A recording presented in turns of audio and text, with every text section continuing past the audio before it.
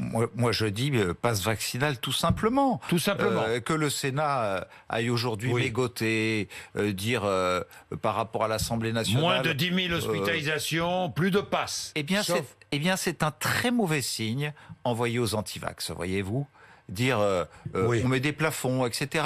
C'est-à-dire qu'on rentre dans un système dérogatoire où on dit au fond aux antivax si il y a des proportions qui peuvent justifier en termes d'hospitalisation qu'on en fasse moins, chacun va se dire au fond on peut faire ce qu'on veut. Pas de vérification d'identité par les patrons de bars, cafés, restaurants.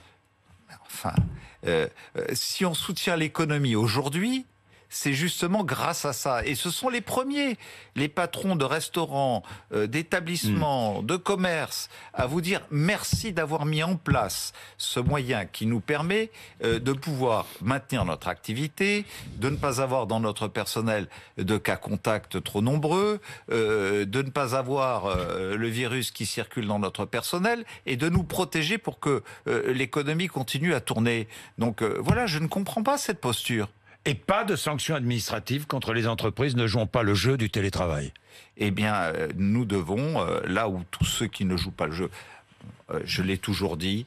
c'est une posture politicienne de la part du Sénat. Les vaccinés n'ont pas à payer pour les non-vaccinés. Voilà. Aujourd'hui, notre économie a tenu, en même temps que nous arrivons à gérer un système de santé plus ou moins en difficulté, parce que nous avons un taux de vaccination qui est supérieur à la moyenne de tous les autres pays de l'Union européenne.